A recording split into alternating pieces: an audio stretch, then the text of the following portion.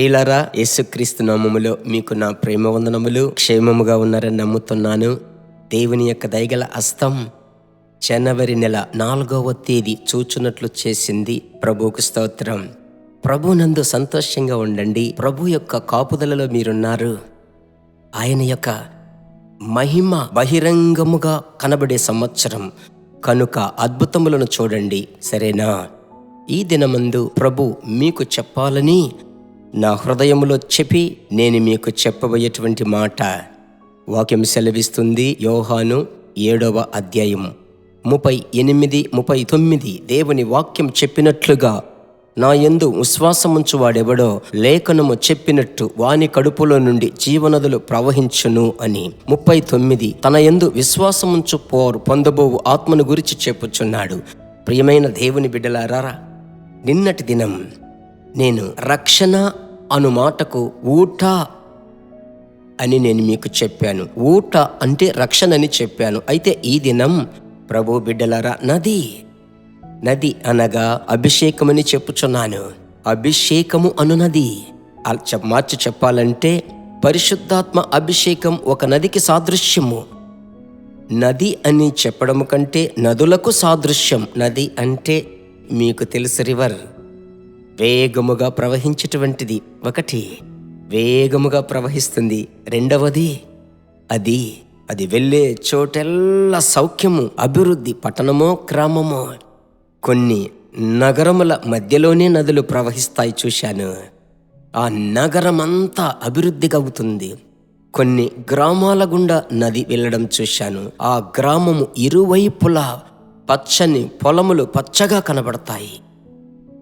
నా ప్రియ దేవుని బిడ్డలారా, ఈ నది పోవు చోటెల్లా క్షేమము అని వాక్యం సెలవిస్తుంది. అలాగైతే పరిశుద్ధాత్మ అను నది, ప్రభు బిడ్డలారా, మీరు పొందుకున్నటువంటి అభిషేకము ఒక నది వల్లే ప్రవహించేటువంటిదిగా ఉండాలంటే మీరు పరిశుద్ధాత్మనితో కలిసి పరిగెత్తాలి.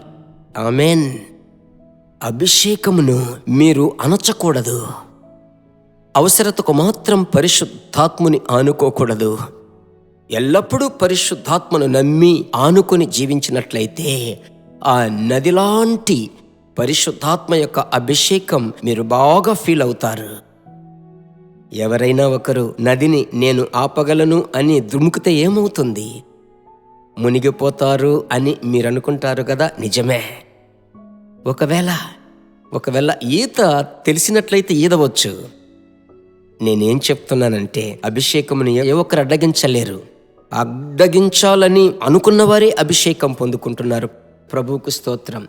నా సేవా మార్గంలో చాలా అనుభవాలున్నాయి. ప్రియమైన వారలారా, ఈ దినాలలో పరిశుద్ధాత్మని చూసి మీరు ప్రార్థించేటప్పుడు, పరిశుద్ధాత్ముడా నాలో నివసించువాడా, నదిలాంటి ఆ అనుభవము, ఆ నదికి సాదృశ్యముగా నా జీవితమును మార్చండి. నది ప్రవహిస్తుంది. ఇక మీదట మీ ఆత్మీయ జీవితం స్లో అవ్వకూడదు. ప్రార్థన జీవితం, పరిశుద్ధ జీవితం, అభిషేక జీవితం, విశ్వాస జీవితం, ఆర్థిక జీవితం అది స్లో డౌన్ అవ్వదు. ఎందుకంటే నది ప్రవహించబోతుంది. ఆమేన్. ఈ మాటను అలాగే పట్టుకోండి. నది వెళ్ళు చోటెల్లా అభివృద్ధి. ప్రభువా, నేనెక్కడ ఉంటున్నానో అక్కడ నాకు అభివృద్ధి జీవితం ఇవ్వబోతున్నావు, సరేనా? కనుక ఇంటిలో ఉన్నా, మీరు ఎక్కడికి వెళ్ళినా, ఏ దేశానికి వెళ్ళినా, ఏ ఊరికి వెళ్ళినా మీరు అభివృద్ధి చెందుతారని ప్రభు అంటున్నారు. ప్రార్థించుదామా? నమ్ముతున్నారా? అయితే ఒకటి మీరు చేయవలసింది ఏమిటంటే, మీలో ఉన్నటువంటి పరిశుద్ధాత్మని మీరు మండించి రగిలించి ఆత్మలో నింపబడి బైబిల్ చదవాలి. ఆత్మలో నింపబడి ఆనందించి ప్రభువును ఆరాధించాలి. ఆత్మలో నింపబడి ప్రార్థించాలి. అది మీ వంతు.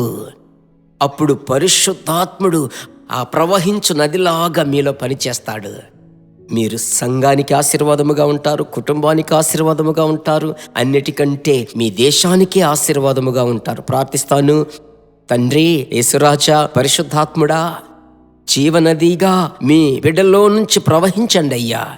సంవత్సరపు ప్రారంభపు దినాలలో మీ బిడ్డలను ఆత్మీయ వరములతో నింపి అలంకరించండి. మేలులతో, కృపలతో వెంబడించాలి.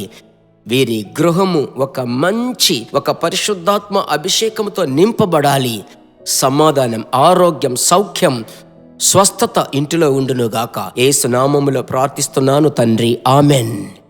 షేర్ చేసి ప్రభు నామమును మహిమపరచండి. హిందీలో విన్నారు కదా, మీ మిత్రులకందరికీ షేర్ చేయండి. God bless you. మైన దేవుని బిడ్డలారా, ఈ వర్తమానము మీకు మిక్కిలి ఆశీర్వాదకరముగా ఉందని మేము నమ్ముచున్నాము. ఇంకనూ మా వర్తమానములను విని ప్రభువులు ఆశీర్వదింపబడుటకు జీసస్ మీట్స్ మినిస్ట్రీస్ అను మా యూట్యూబ్ ఛానల్ ను సబ్స్క్రైబ్ చేయండి. మరియు మా ప్రార్థన సహాయముకై మీరు సంప్రదించవలసిన మా ఫోన్ నెంబర్ 9842528286 మరియు 7299546363. Email gpsrobinson@hotmail.com. ప్రభు మిమ్మును ఆశీర్వదించునుగాక.